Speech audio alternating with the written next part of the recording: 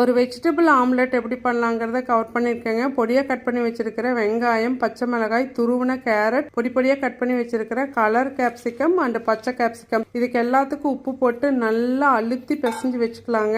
4 முட்டையில் 1 முட்டையை மட்டும் முழுசாக போடுவேன். மீதி 3 முட்டையில் வெள்ளைக்கருவு மட்டும் எடுத்துக்கலாங்க.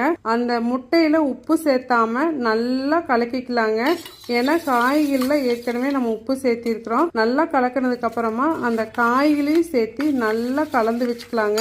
தோசைக்கல் நல்லா சூடானதுக்கு அப்புறமா சிம்முக்கு மாத்திட்டு நல்லெண்ணெய் தடவிட்டு இந்த கலவையை விட்டுட்டு நல்லா தோசைக்கல் ஏகமா பரப்பிக்கலாங்க. மஞ்சக்கருவையும் முட்டையோட்டையும் வீண் பண்ணாம தண்ணி விட்டு நல்லா அடிச்சு செடிகளுக்கு விட்டுக்கலாம். தோசைக்கல் சிம்ல வச்சீங்கன்னா தான் அடியில கருகாம ரொம்ப நல்லா இருக்கும். இது அதிகமா தீ இருந்துச்சு அப்படின்னா கருகின மாதிரி இருக்கும், டேஸ்ட் நல்லாவே இருக்காதுங்க. இது இன்னொரு சைடு திருப்பி போட்ட உடனே எடுத்துக்கலாம், நல்லா சீக்கிரமாவே வெந்துடும். நிறைய மிளகுத்தூள் போட்டு சாப்பிட்டோன்னா சூப்பரா இருக்கும். மச்சான் எக்ஸ்ட்ரா இட்லி பொடியெல்லாம் போட்டு தான் சாப்பிடுவாரு. அதுக்கான காரணத்தை அவர்கிட்டவே கேட்பாங்க. எக்ஸ்ட்ரா பவுடர் ஏதோ தடவி வச்சு போட்டு வச்சிருக்கீங்க. அது இட்லி பொடி. அதுல வந்து 2 லாபம். ஒன்னு எக்ஸ்ட்ரா ஃபிளேவர் கொஞ்சம் கிடைக்குது சூடா ஆம்லெட் மேல போடும்போது. அப்புறம் டேஸ்டும் கொஞ்சம் ஏதோ தோசை என்னது வெஜிடபிள் ஆம்லெட் ஊத்தப்பத்து மேல சாப்பிடுற மாதிரி இருக்கும். கார்போஹைட்ரேட் எடுத்துக்கிற மாதிரி இருக்குதா?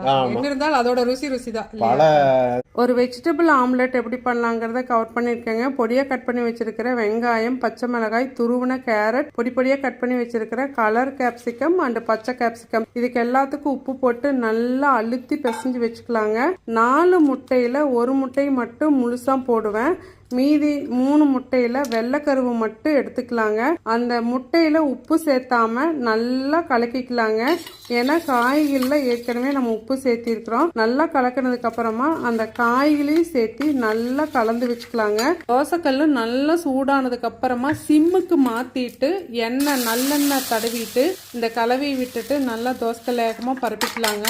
மஞ்சக்கருவையும் முட்டையோட்டையும் வீண் பண்ணாம தண்ணி விட்டு நல்லா அடிச்சு செடிகளுக்கு விட்டுக்கலாம். தோசைக்கல் சிம்ல வச்சீங்கன்னா தான் அடியில கருகாம ரொம்ப நல்லா இருக்கும். இது அதிகமா தீ இருந்துச்சு அப்படின்னா கருகின மாதிரி இருக்கும், டேஸ்ட் நல்லாவே இருக்காதுங்க. இது இன்னொரு சைடு திருப்பி போட்ட உடனே எடுத்துக்கலாம், நல்லா சீக்கிரமாவே வெந்துடும். நிறைய மிளகுத்தூள் போட்டு சாப்பிட்டோன்னா சூப்பரா இருக்கும். மச்சான் எக்ஸ்ட்ரா இட்லி பொடியெல்லாம் போட்டு தான் சாப்பிடுவாரு. அதுக்கான காரணத்தை அவர்கிட்டவே கேட்பாங்க. எக்ஸ்ட்ரா பவுடர் ஏதோ தடவி வச்சு போட்டு வச்சிருக்கீங்க. அது இட்லி பொடி. அதுல வந்து 2 லாபம். ஒன்னு எக்ஸ்ட்ரா ஃபிளேவர் கொஞ்சம் கிடைக்குது சூடா ஆம்லெட் மேல போடும்போது. அப்புறம் டேஸ்டும் கொஞ்சம்